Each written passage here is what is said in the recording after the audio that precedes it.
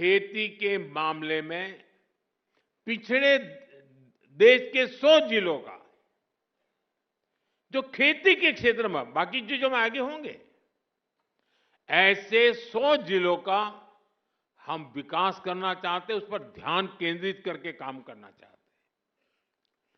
PM धन धान्य कृषि योजना की प्रेरणा वही आकांक्षी जिलों का मॉडल है। इस योजना के लिए 100 जिलों का चयन बहुत सोच समझकर किया गया है। 3 पैरामीटर्स पर इन जिलों का चुनाव किया गया है। पहला, खेत से कितनी पैदावार होती है। दूसरा, एक खेत में कितनी बार खेती होती है। और तीसरा, किसानों को लोन या निवेश की कोई सुविधा है और है तो कितनी मात्रा में है। साथियों, हमने अक्सर 36 के आंकड़े की चर्चा सुनी है।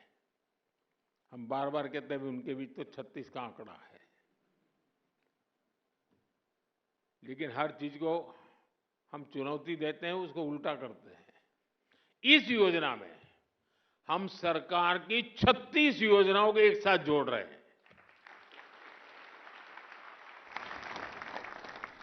जैसे प्राकृतिक खेती पर राष्ट्रीय मिशन है, सिंचाई के लिए पर ड्रॉप मोर क्रॉप अभियान है, तेल उत्पादन को बढ़ाने के लिए तिलहन मिशन है, ऐसी अनेक योजनाओं को एक साथ लाया जा रहा है। पीएम धन धान्य कृषि योजना में हमारे पशुधन पर भी विशेष फोकस किया जा रहा है। आप जानते हैं, फूट एंड माउथ डिसीज यानी खुरपका मुंहपका जैसी बीमारियों से पशुओं को बचाने के लिए 125 करोड़ से अधिक टीके मुफ्त लगाए गए हैं। इससे पशु भी स्वस्थ हुए हैं और किसानों की चिंता भी कम हुई है। पीएम धन धान्य कृषि योजना में स्थानीय स्तर पर पशुओं के स्वास्थ्य से जुड़े अभियान भी चलाए जाएंगे। साथियों, आकांक्षी जिला कार्यक्रम की तरह उसी प्रकार से पीएम धन धान्य कृषि योजना का बहुत बड़ा दायित्व किसानों के साथ ही स्थानीय सरकारी कर्मचारियों और उस जिले के डीएम या कलेक्टर पर है। पीएम धन धान्य कृषि योजना का डिजाइन ऐसा है कि हर जिले की अपनी जरूरत के हिसाब से इसकी प्लानिंग में बदलाव लाया जा सकता है। इसलिए मैं किसानों और संबंधित जिलों के मुखिया से आग्रहपूर्वक कहूंगा, अब आपको जिले के स्तर पर ऐसी कार्य योजना बनानी है जो वहां की मिट्टी और वहां की जलवायु के अनुकूल हो। वहां कौन सी फसल होगी, बीज की कौन सी वैरायटी लगेगी, कौन सी खाद कब उचित रहेगी, ये आप सबको मिलकर के एक नए तरीके से सोच समझकर निर्धार करना चाहिए और उसको लागू करना चाहिए। आपको हर क्षेत्र, हर खेत के हिसाब से प्लानिंग करनी होगी। अब जैसे कहीं पानी अधिक होता है तो वहां वैसी उपज होगी, कहीं पानी की कमी है तो वहां उस प्रकार की फसलें उगानी होगी। जहां खेती संभव नहीं, वहां पशुपालन और मत्स्य पालन को बढ़ावा देना होगा।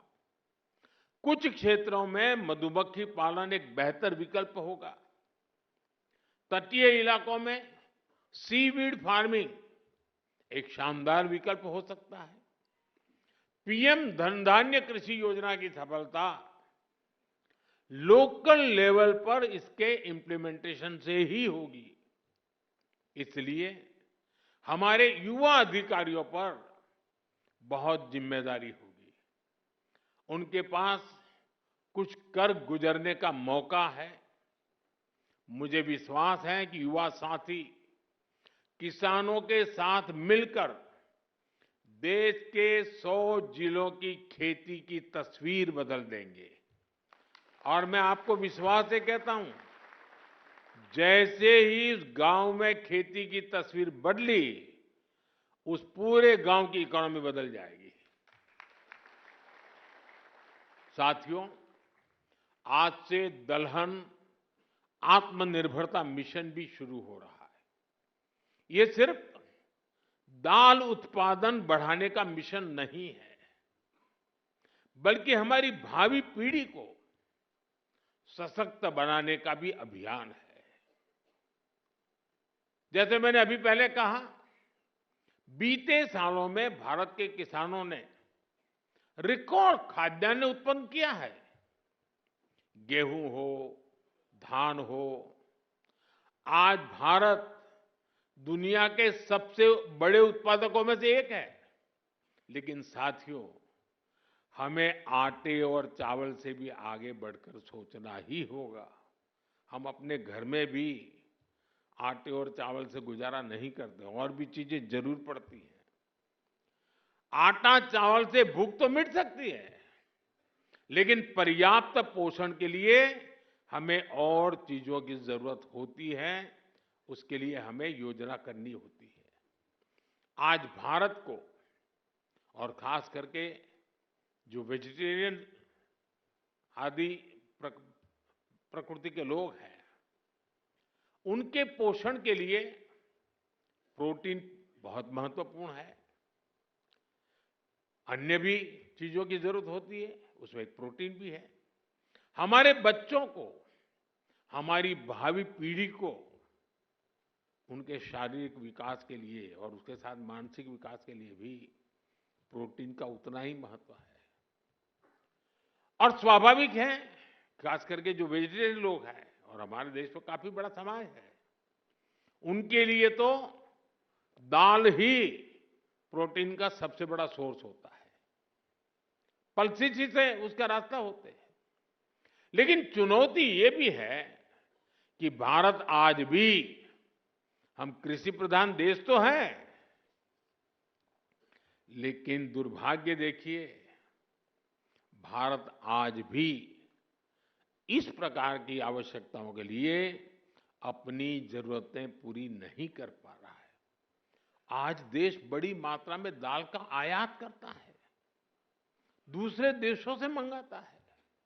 और इसलिए दलहन आत्मनिर्भरता मिशन बहुत जरूरी है। साथियों, 11,000 करोड़ रुपए से अधिक का दलहन आत्मनिर्भरता मिशन इसमें किसानों की बहुत मदद करेगा।